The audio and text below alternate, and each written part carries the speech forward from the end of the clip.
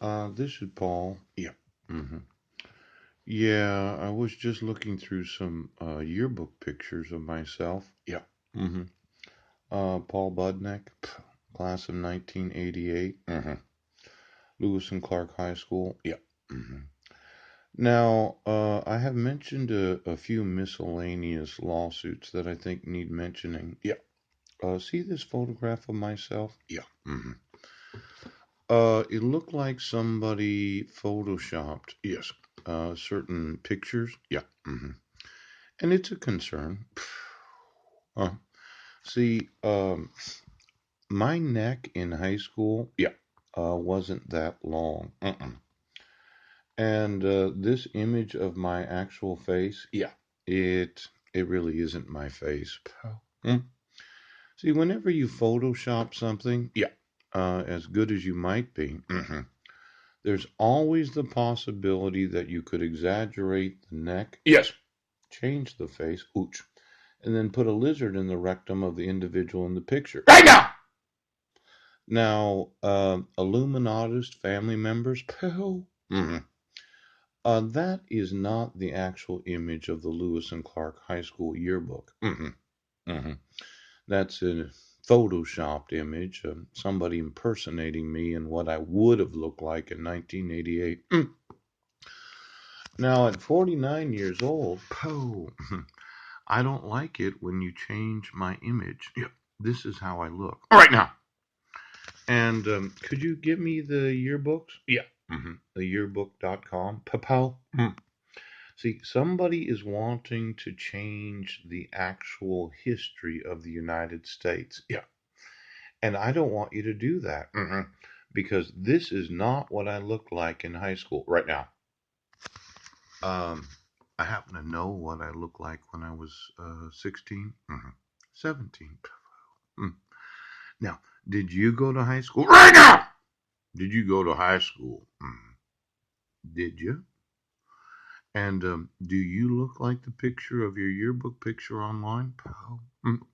See, anytime that you Photoshop, yes, there's got to be some way for a computer, yes, to know that the image was changed from its original.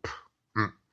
It might be some sort of software, yes, the the actual accessing of it could be an IP address. The before of the image and the after of the image. Yes, it could. Now, when we go through all the yearbooks right now of every high school in the United States, yes, there's the before picture, what Paul Budnick looked like, yes, and then I just showed you the after picture right now. Now, you would say there is no actual record of every web page of every website where somebody decided that they were just going to change things. Yes, they were going to violate the laws right now. But I think of computers as having an actual memory. It's kind of like when the yearbook was published. Yes, Lewis and Clark yearbook, probably class of 1988, but it would have been the 87 yearbook. Yes. From the time that the web page was actually made, yes, the image was scanned in, yes, and it looked like me. Oh. Then each time an IP address touches the web page that has the image, yep, it should look like me. Pouch. But from one of those IP addresses, yes, the image was changed. Oh, is that right? And the web page has the IP addresses.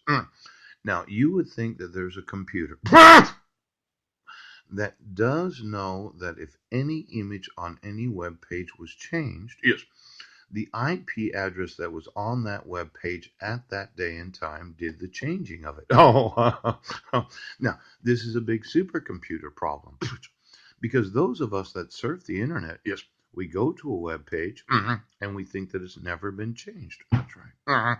We think it is as it is. Yes, unless we've been to that web page once before and we remember what it looked like at the time that we had been there before. Pouch. Now, somebody's wanting to change things. Yeah. And they're using some very illegal means to do that. Right now! Now, I'm sitting in a room where I have two leather jackets on. 38 degrees this morning. Yes. With the wind chill factor is probably closer to freezing. Yes. And I'm sitting here thinking that somebody is intentionally trying to change what is the actual truth of how things work. Right now. Now, I'm going to need some supercomputers. Yes. That are going to run through every IP address of every web page of every yearbook of the United States of America.